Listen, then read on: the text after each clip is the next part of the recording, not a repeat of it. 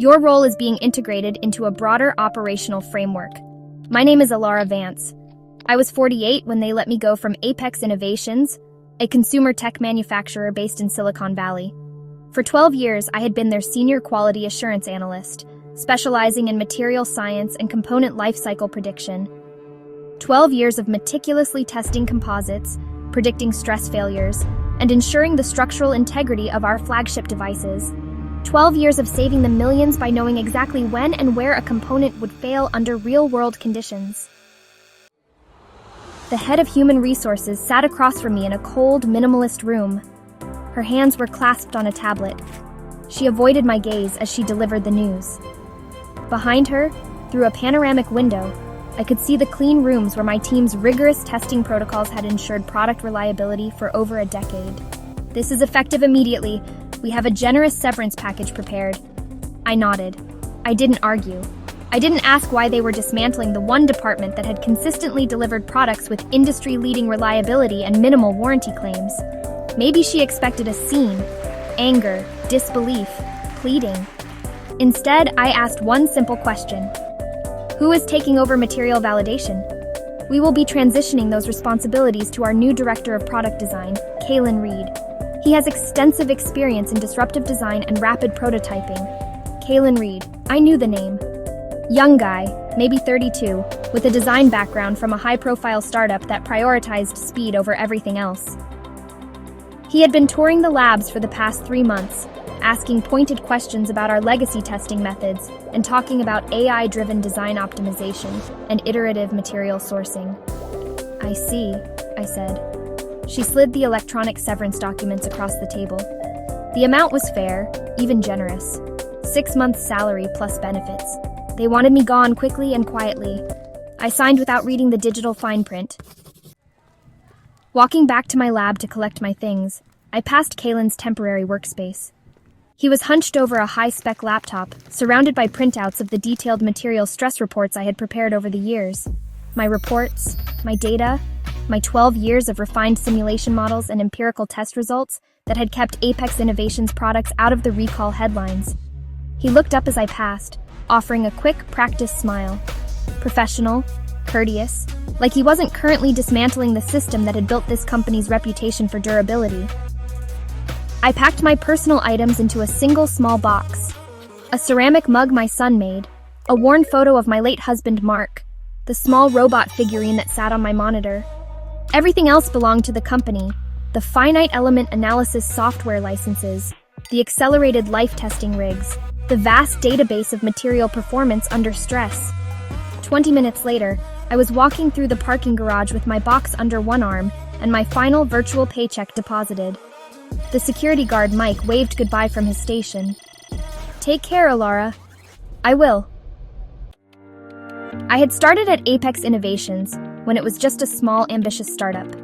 My degree was in material science, but I had always been good at seeing patterns, predicting how things would fail. The first few years, I worked under the lead engineer, a solid, traditional guy named David. His methods were sound but cautious, relying on basic durability tests. The company sometimes delayed releases waiting for testing. I spent evenings building models that tracked not just lab data, but environmental exposure, user handling patterns, and microscopic degradation rates. Slowly, David started trusting my predictions. When he moved to a research role 5 years later, I inherited the lead QA position and immediately implemented my systematic approach. The results spoke for themselves. Product lifespan increased by 25% in my first 2 years. Warranty claims dropped to under 1%. During the global supply chain crunch, while competitors suffered catastrophic field failures due to untested component substitutions, Apex remained reliable because we had anticipated material limitations and built-in tolerance margins. My husband Mark was proud of what I had built. He would listen patiently when I explained how subtle changes in a composite mix could predict fracture points after 1,000 hours of use, or how temperature cycling affected adhesive bond strength. He called me his durability guru. Mark passed away 3 years ago from a sudden illness. After the funeral, work became my anchor. The numbers didn't lie or leave. They were consistent and predictable, unlike everything else. Over the years, I had mentored several junior analysts who eventually moved to other tech firms. Each one credited me with teaching them how to see beyond standard specs. A few of them still called occasionally for advice. But lately, things had been shifting at Apex. The company had been acquired by a larger, more aggressive conglomerate 6 months ago, and the new management brought different priorities. They talked about accelerated development cycles and disruptive innovation. They hired consultants who had never worked in hardware manufacturing, but spoke confidently about market agility and minimum viable product. Kalen Reed was one of these consultants, promoted from within the parent company's design division. During his first meeting with my team, he reviewed our testing protocols with obvious skepticism. These test cycles seem quite lengthy. Are we certain this level of empirical validation is necessary? Most modern design paradigms rely on faster, simulation-based methods.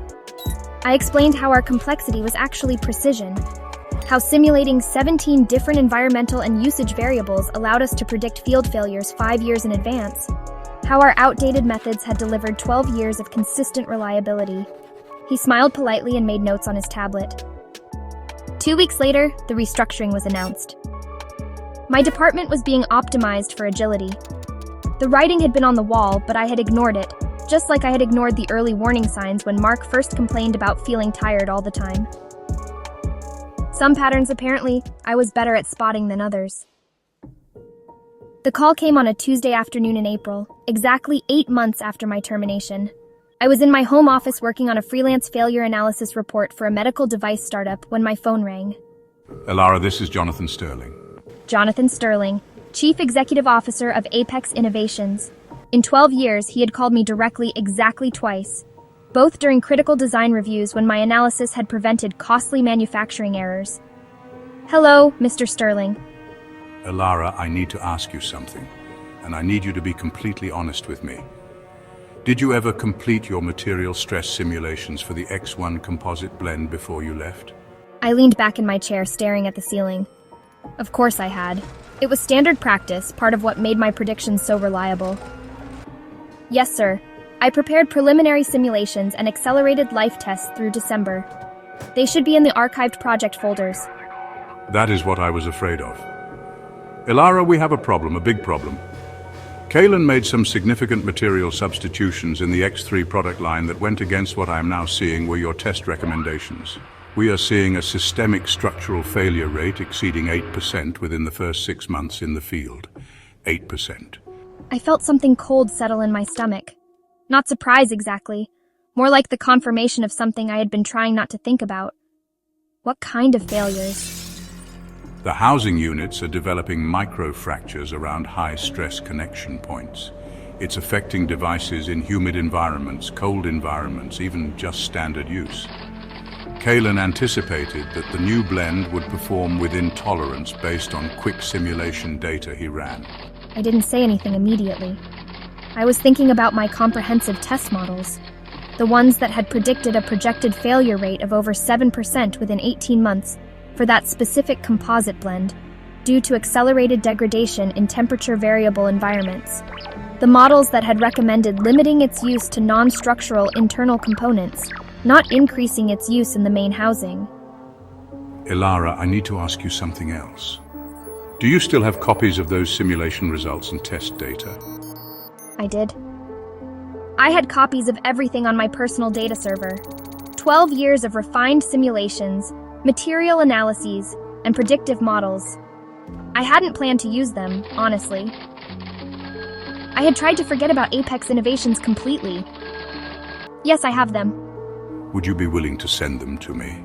And Elara, I need you to know that if these results are as conclusive as your previous work, there are going to be some serious consequences for the people who ignored them.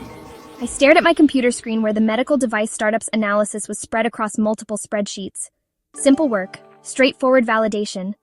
Nothing like the complex system I had built at Apex. I will send them over this afternoon. Thank you. And Elara, I'm sorry about how things ended. The line went dead.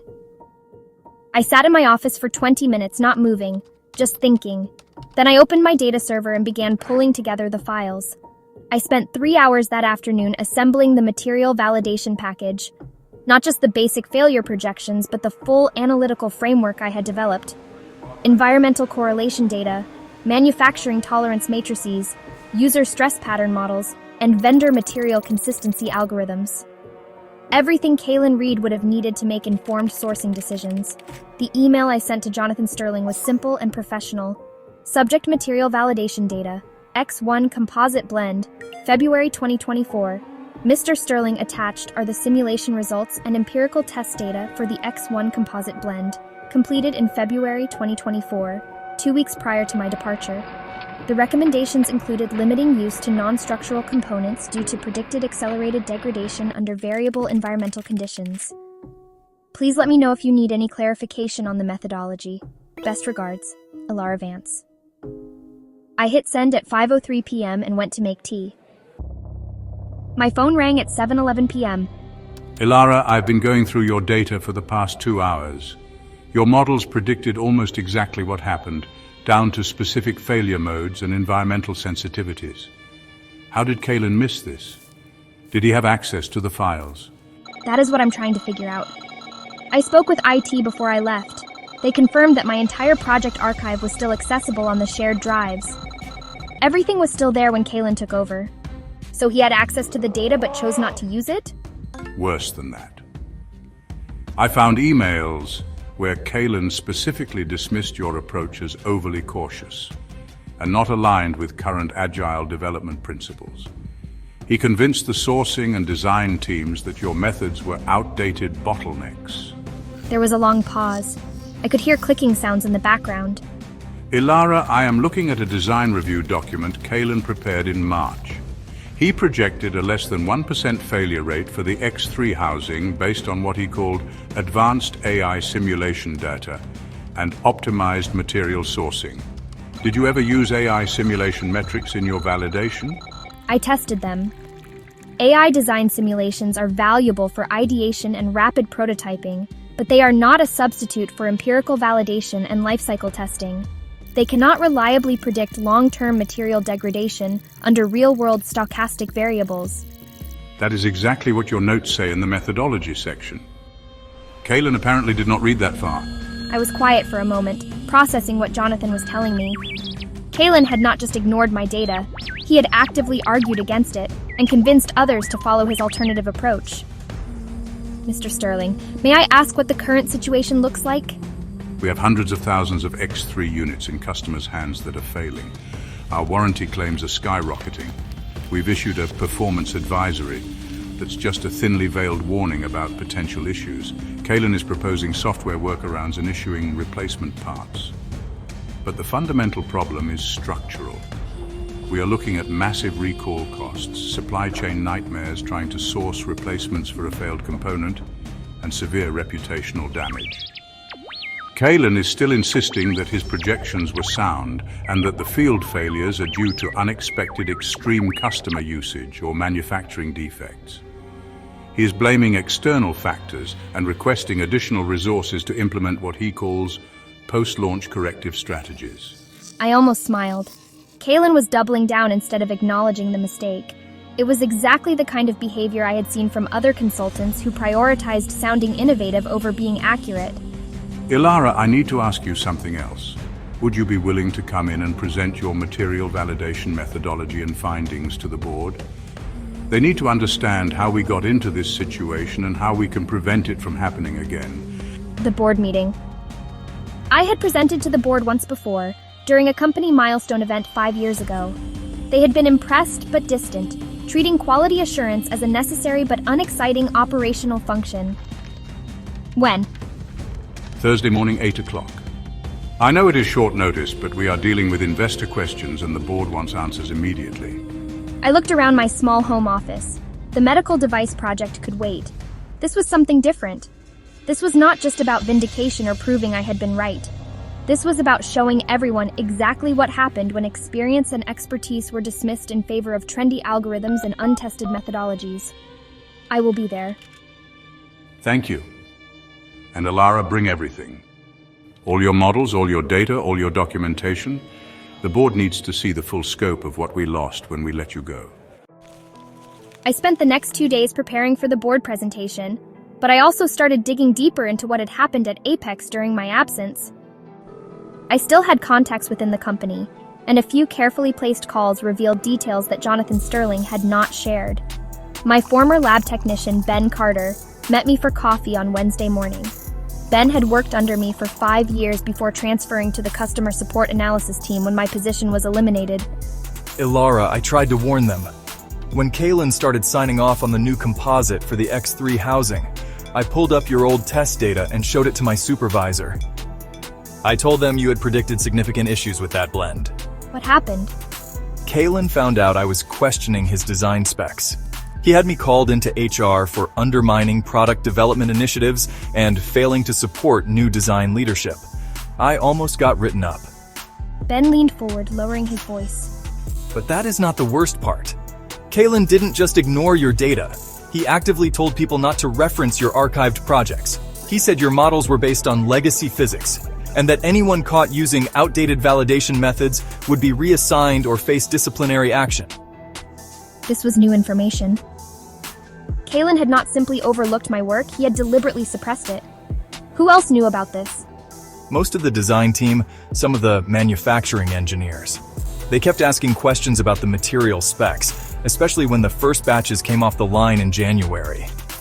Maria Rodriguez from the assembly floor called me directly because they were seeing hairline cracks during initial stress tests. Maria Rodriguez. I remembered her. Sharp engineer, good instincts about manufacturing tolerances. If Maria was concerned about material integrity, there was definitely a problem. Did anyone escalate these concerns? Kaylin shut down all cross-functional feedback meetings related to material sourcing or validation. He said the new agile process did not require input from operational-level personnel, and that questioning his design decisions demonstrated a lack of confidence in company leadership. I sat back, processing this information. Kaylin had not just made bad decisions. He had created an environment where questioning those decisions was discouraged or punished. Ilara, I probably should not show you this, but I took screenshots of some internal communications before your archived folders were eventually deleted from the shared drive. They deleted your files last month. Kaylin said they were consuming unnecessary cloud storage and creating confusion among design staff. But I saved copies of the key reports and email threads. Ben showed me his phone screen. Email chains from February and March with subject lines like Material Integrity Concerns, X3, Housing and Validation Protocol Inquiry. Each email raised legitimate operational or engineering questions, and each response from Kaylin was dismissive and bureaucratic. One email from Maria Rodriguez was particularly telling. Seeing intermittent hairline fractures on X3 housing during assembly stress tests. Existing test data for X1 blend, Ref Ilara Vance's archive, shows potential long-term stress failure risk. Request clarification on new validation methodology. Kaylin's response. Current designs are based on advanced AI simulations, not available in previous systems. Operational concerns should be directed through proper channels rather than questioning established design strategies. Ben, do you know if Jonathan Sterling was aware of these communications? I don't think so. Kaylin was handling all design sign-offs and material reporting directly to the executive level. Mr. Sterling was getting high-level progress summaries, not the actual technical feedback or concerns. I finished my coffee, thinking about Thursday's board presentation. The story was bigger than I had realized. This was not just about wrong simulations or bad material choices.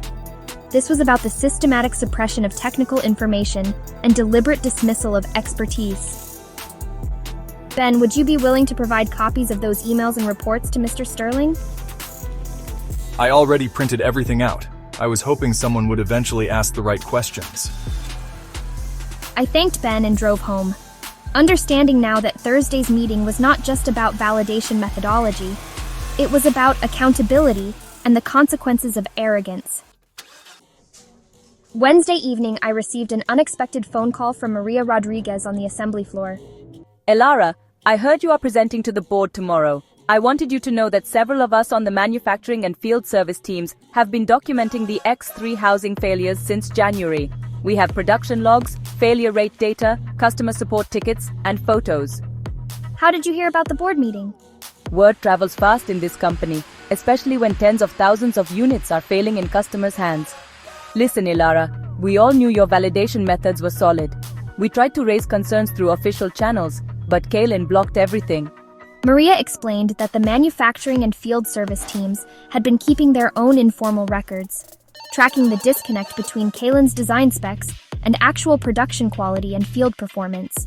They had photographic evidence of hairline cracks during assembly, documentation of the rising tide of customer complaints citing structural issues, and internal reports detailing the increasing rate of product returns for housing integrity issues. The real problem is not just the field failures. While Kaylin was rushing the X3 using an untested material, he completely deprioritized the material validation for the upcoming X4 product line, which uses an entirely new, complex composite. We are already seeing red flags in early prototypes because your team wasn't allowed to do the proper testing. So they had both current failures and future risks? Exactly. Kaylin created the worst possible scenario, a massive, costly problem with our current flagship product, and a high probability of repeating it with our next major release because he gutted the process that would prevent it. Some of our biggest enterprise clients are threatening to cancel orders because they cannot rely on our products. I made notes as Maria talked, realizing that the operational and future impact was even more severe than Jonathan Sterling had indicated. This was not just about financial losses from recalls. It was about damaged customer relationships, lost future revenue, and jeopardizing the company's reputation for reliability.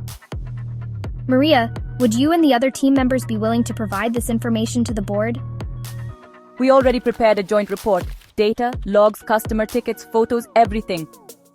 We were hoping someone would eventually ask for operational and field input, instead of just looking at Kaylin's glossy design presentations. After hanging up with Maria, I spent 2 hours reorganizing my presentation.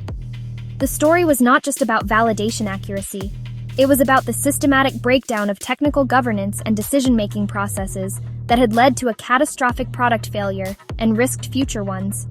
I created 3 main sections for the board presentation. First, the material validation methodology I had developed over 12 years, with specific examples of past successes and prevented failures. Second, a detailed comparison between my February simulation predictions and test data for the X1 composite blend and the actual field failure rates of the X3 housing, with clear documentation of the internal warnings that had been ignored or suppressed. Third, the operational and field evidence gathered by the manufacturing and customer support teams, assembly failure rates, warranty claim data, customer feedback, and the broader impact on company reputation and future product viability. Thursday morning arrived, cold and rainy. I put on my best suit, the one I had worn to Mark's memorial, and drove to the Apex Innovations headquarters for the first time in 8 months. The building looked the same but felt different. Jonathan Sterling met me in the lobby personally, something he had never done during my 12 years of employment. Ilara, before we go upstairs, I need you to know that Kaylin will be in this meeting. He requested the opportunity to present his perspective on the product performance. That is fine. I think it is important for the board to hear both sides. Also, the manufacturing and field service teams will be joining us remotely. Maria Rodriguez insisted they needed to share operational data directly with the board. We took the elevator to the executive floor. Through the glass walls of the boardroom, I could see 9 people already seated around the polished conference table, 8 board members and Kaylin Reed, looking confident and prepared. Jonathan opened the door, and I walked into the room carrying my laptop, a folder of printed reports, and 12 years of expertise that was about to be put to the ultimate test. Good morning, everyone.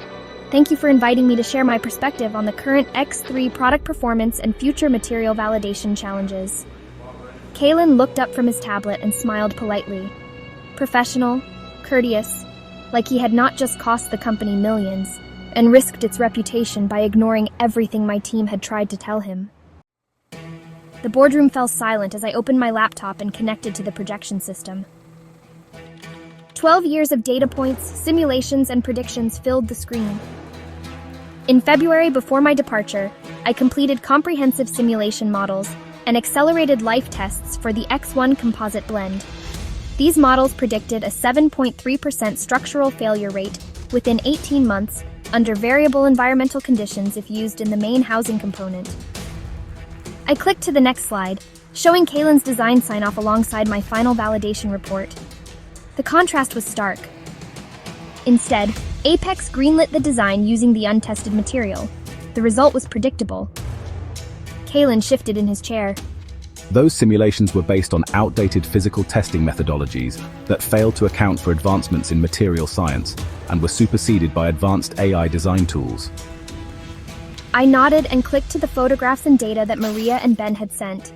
Images of cracked housing units during assembly, charts showing the exponential rise in customer support tickets for structural issues, graphs illustrating the increasing rate of field failures compared to predicted performance. These data points and photographs represent actual field failures and manufacturing issues collected over the past 6 months. We are currently exceeding an 8% field failure rate within just 6 months, precisely the trajectory predicted by my models for the longer 18-month period. Board member Miss Chen leaned forward. Kalen, you reviewed these validation reports before signing off on the design? I reviewed them, but determined they were overly cautious and not aligned with current agile development principles or the capabilities of the new AI design software. I clicked to the final slide charts, showing the lost revenue from warranty claims and returns, documented threats from major enterprise clients to switch suppliers, and data projecting the high risk for the upcoming X4 product line based on insufficient validation. The manufacturing and field service teams have documented evidence of these issues. Maria Rodriguez from Assembly and Ben Carter from Customer Support are standing by to provide details. Jonathan Sterling activated the conference call, and Maria and Ben's voices filled the room. For 15 minutes, they presented production logs, customer complaint data, and visual evidence that painted a devastating picture of a product collapsing in the field and a process broken by ignored expertise. When they finished, the boardroom was completely quiet. Chairman Ms. Patel looked directly at Kalen. Mr. Reed, do you have any response to this operational and field evidence? Kalen straightened his tie. These are temporary manufacturing fluctuations or instances of extreme customer usage that could not have been predicted using historical models. My designs were based on comprehensive analysis of emerging trends and AI insights. I opened my laptop again. Actually, the environmental sensitivities and failure modes were entirely predictable. I have similar patterns from previous product iterations in 2016 and 2019, where minor material variations led to unexpected stress failures, if not rigorously tested. Material science is complex. Relying solely on theoretical models without empirical validation is a fundamental design flaw. Ms. Patel studied the projection screen.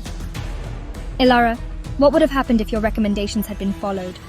Based on actual field data from the past 6 months, Apex would have avoided this widespread structural failure, saving an estimated $35 to $40 million in warranty costs and recall expenses, maintained its reputation for reliability, and not put future product lines at risk. Instead, we are facing massive losses and jeopardizing key client relationships. Kalen started to respond, but Chairman Patel raised her hand. I think we have heard enough. Kalen, please step outside. The board needs to discuss this situation privately. Kalen gathered his papers and left the room, closing the door behind him. The board voted unanimously. Kalen Reed's employment was terminated immediately. Jonathan Sterling was directed to explore legal options for recovering losses caused by willful disregard of established technical protocols and suppression of critical data. Elara, we would like to offer you Kalen's position as Director of Product Design, with full authority over design validation, material sourcing, and quality assurance across all product lines. I looked around the boardroom at faces I had rarely seen during my 12 years with the company. People who were now completely focused on my expertise and experience. I appreciate the offer, but I will need some time to consider it. Of course. Take whatever time you need. After the meeting, Jonathan Sterling walked me to the parking garage. Elara, I want you to know that letting you go was the biggest mistake this company has made in a decade. I got in my car and drove home through Silicon Valley traffic, thinking about the offer and what it would mean. Director of Product Design, full authority, the chance to rebuild something even better than what I had created before. A system where empirical evidence and experienced insight were non-negotiable parts of the innovation process. 2 weeks later, I accepted the position. My first executive decision was to reinstate and expand the comprehensive material validation methodology I had developed over 12 years. My second decision was to implement mandatory cross-functional technical review processes that would prevent any future dismissal or suppression of operational or scientific expertise. Ben Carter became my new lead analyst, and Maria Rodriguez was promoted to head of manufacturing quality. We began rebuilding the technical communication systems that Kaylin had systematically dismantled. The products with the failed X3 housing were eventually subject to a costly field replacement program, draining tens of millions. Kaylin Reed found new employment with a design firm in New York, where he continues to provide advice on disruptive product development. I kept the email thread from the day Jonathan Sterling first called me, not as a reminder of vindication, but as evidence that expertise and rigorous validation cannot be replaced by trendy theories and untested assumptions. Sometimes the data speaks louder than hype. If you enjoyed this video, please hit the like and subscribe buttons to help our channel. Thank you.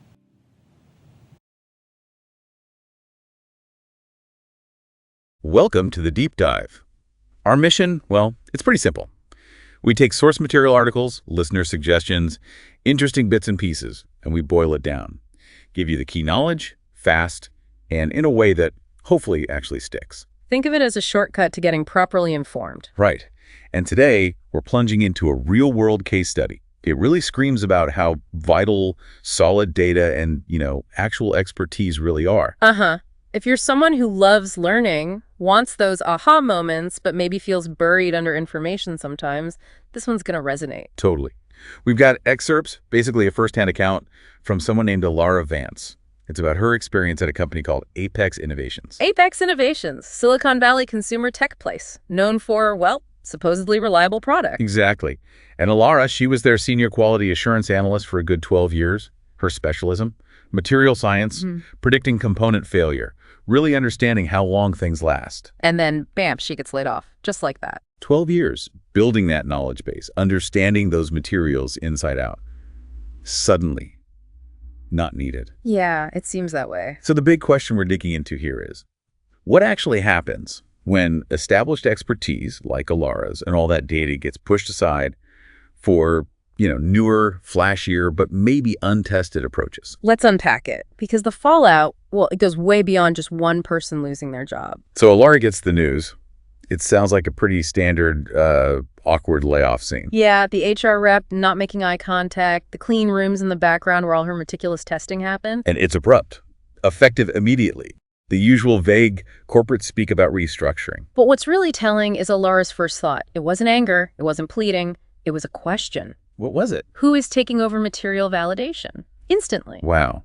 That really shows she understood the core risk, didn't she? It wasn't just her job, it was a critical function. Exactly. It's fundamental to their product reliability. And the answer she gets, a new guy, Kaylin Reed, the new director of product design. And his background. Disruptive design, rapid prototyping, the type. Ah, the buzzwords. Sounds fast, sounds innovative, but maybe not always durable. Especially when disruptive means ignoring fundamentals. Precisely. And Alara actually sees him looking over her life's work, essentially, her reports. And all that data. Yeah. She notes her 12 years of refined simulation models and empirical test results. It's like she can almost see the train wreck coming. You really feel for her there, and it makes you think about how she got that deep knowledge. The script mentions her background. Right. She had a material science degree, started recognizing failure patterns early, learned from a mentor, David, who had that traditional engineering rigor. So she built it from the ground up. Education, mentorship, then years of actually doing the work. Honing those predictive models, eventually leading the whole QA department, putting her systematic validation methods in place. And the results were huge, weren't they? Oh, yeah. A 25% increase in product lifespan, warranty claims under 1%. That's massive. Incredible numbers. And they weathered supply chain issues better because they knew their materials so well. That's not luck. Definitely not. It's the direct result of applying deep, specialized knowledge. And as a personal element, too. Yeah, a brief mention of her late husband, Mark. He was apparently very proud, called her his durability guru. She poured herself into work after he passed.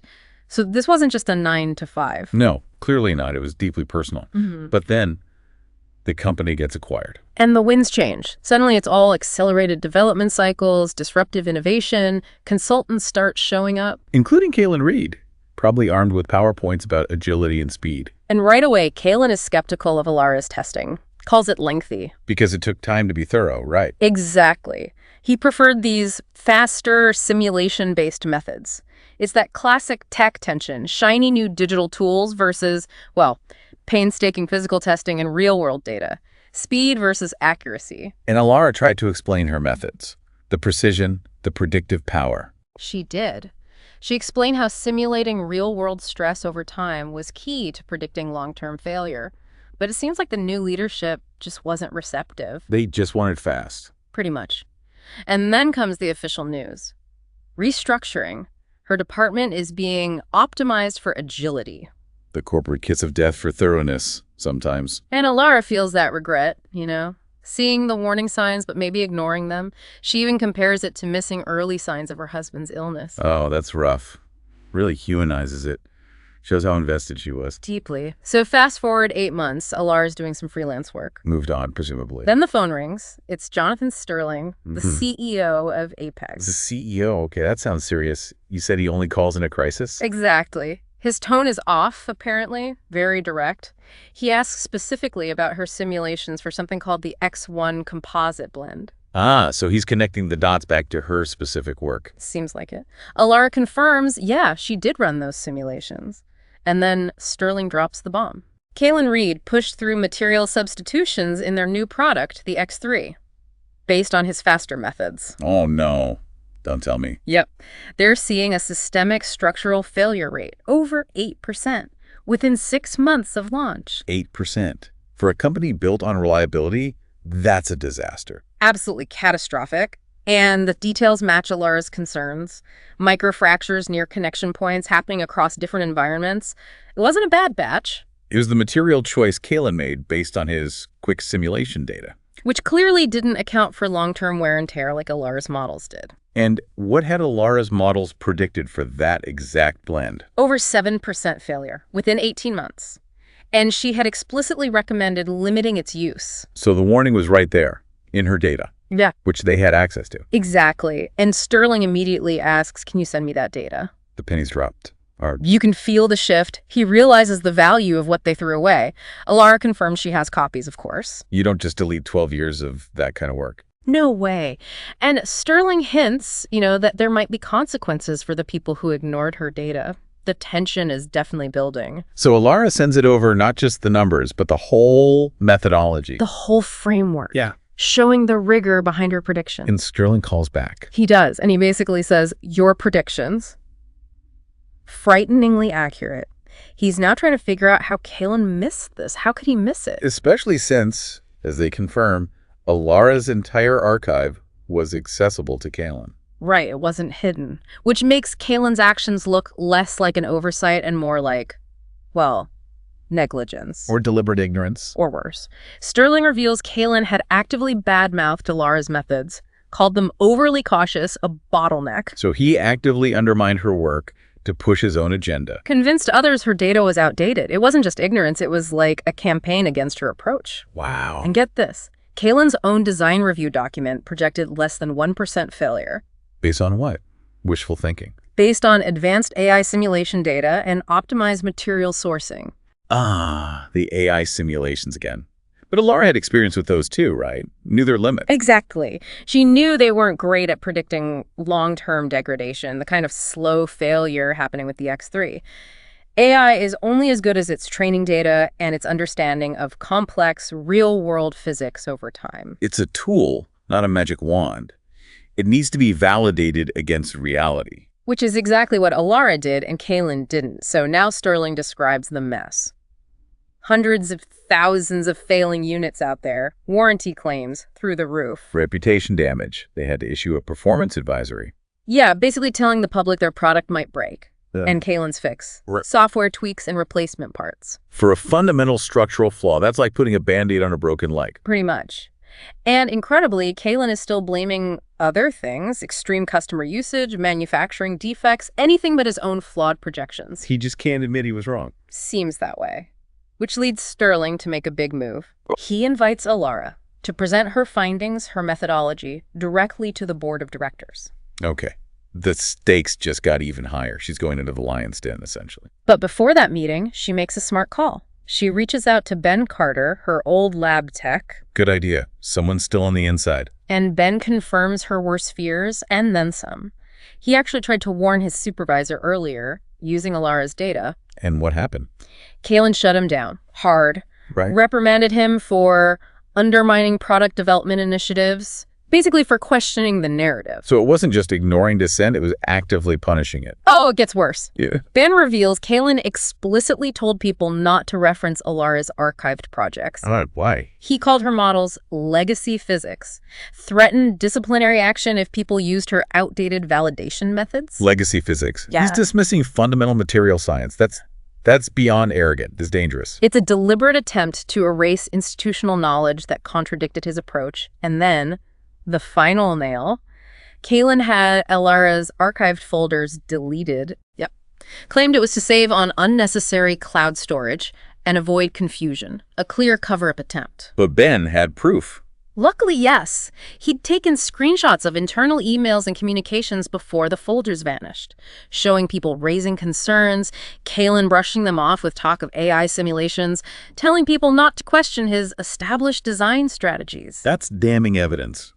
Kellen wasn't just wrong. He actively suppressed the truth. And Ben believes Sterling, the CEO, had no idea about these internal directives. The information was being blocked from reaching the top. Creating silos. Dangerous ones. So Alara now has evidence of suppression.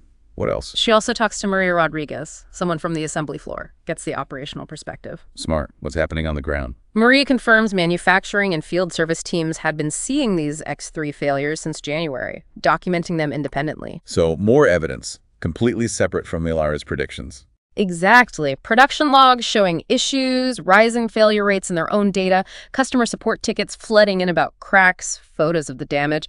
It all backed up Alara. Real-world proof. And Maria mentioned something chilling.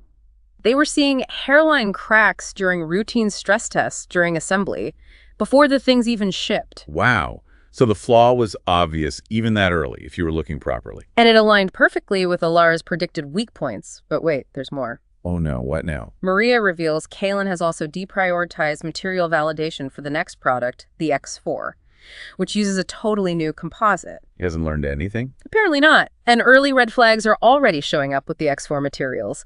Plus, major enterprise clients are threatening to cancel orders because of the X3's unreliability. The damage is spreading. This is snowballing fast. Right.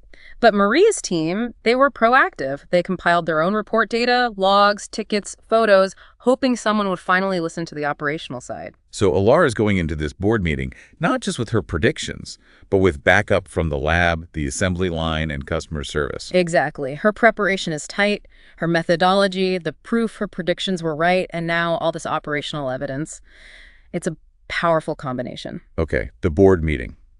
How does it go down? Sterling meets her personally when she arrives, tells her Kalen will also be presenting. The showdown is official. Alara walks in, calm, collected, armed with data. She opens by referencing her original predictions about that composite blend, the ones proving true now with the X3. Setting the stage. Data first. Kalen immediately jumps in, dismisses her methods, again, outdated, inferior to his advanced AI tools. Same old tune. He's sticking to his guns, even now. But then Alara presents the evidence from the field. The photos, the failure data, shows the direct link to her predictions. Hard evidence. That must have been powerful. How did the board react? A board member, Miss Chen, directly asks Kalen if he actually reviewed Alara's validation reports before he made the changes. Good question. Puts him on the spot.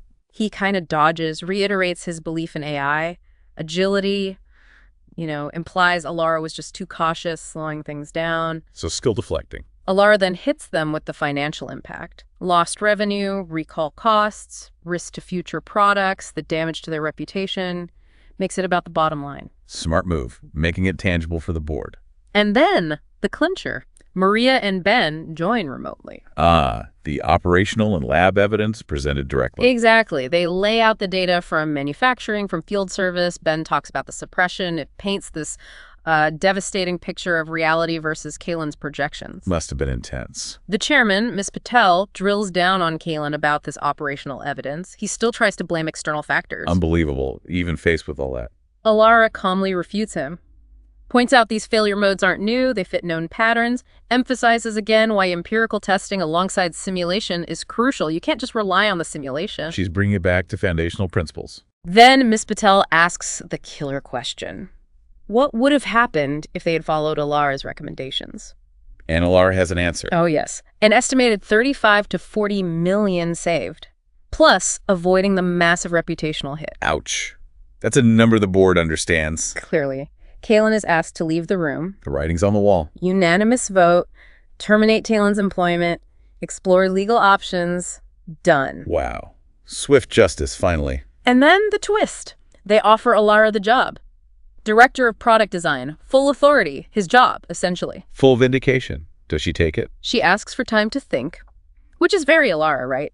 Thoughtful, considered. Speaks volumes. And Sterla. He apologizes directly to Alara, acknowledges the huge mistake they made. Must have been validating, but still, a lot to process for her. Absolutely. She reflects on it. It's not just a job offer. It's a chance to rebuild, to fix the culture, embed those lessons. A huge responsibility. 2 weeks later, she accepts. Good for her. Right. What are her first moves? Exactly what you'd expect. Reinstates her validation methodology, expands it, implements mandatory cross-functional technical reviews, making sure engineers, manufacturing, QA, everyone talks and listens. Breaking down those silos Kaylin built. Precisely. And she promotes Ben Carter and Maria Rodriguez, recognizes the people who spoke up and had the data. That sends a strong message. Definitely. Meanwhile, the company faces the massive cost of the X3 field replacement program, a very expensive lesson. And Kaylin, what happens to him? Gets another job, apparently, advising other companies on, Now, wait for it, disruptive product development. You cannot make this stuff up. Seriously. Seriously, some people just keep failing upwards, I guess. Incredible. And Alara. She keeps that email thread Ben saved. As a reminder. A reminder of what happens when you ignore expertise and data for hype. Exactly that. So, I mean, the key takeaway here is pretty stark, isn't it? Undeniably. Ignoring data, sidelining real expertise. It has real, tangible, often very expensive consequences. It's not just about feelings or opinions. It's about results, reliability, and sometimes survival. And for you listening, someone interested in gaining knowledge, understanding how things really work. This isn't just a corporate drama. It's a powerful illustration of principles in action. Right. These aren't abstract concepts. They affect the products we rely on, the businesses we interact with, their stability, their trustworthiness. So maybe a final thought to leave you with. Where in your own world, maybe at work, maybe somewhere else, might some seemingly outdated knowledge or that quiet wisdom that comes from deep experience hold some crucial value that's being overlooked? It's worth thinking about that balance, isn't it? Between embracing new ideas, which is important, and rigorously validating them against what we already know works, against fundamental principles. Finding that sweet spot between innovation and validation, that's the challenge. A critical one, especially today when everything seems focused on the next new thing. Definitely food for thought. Thanks for taking this deep dive with us. Catch you next time.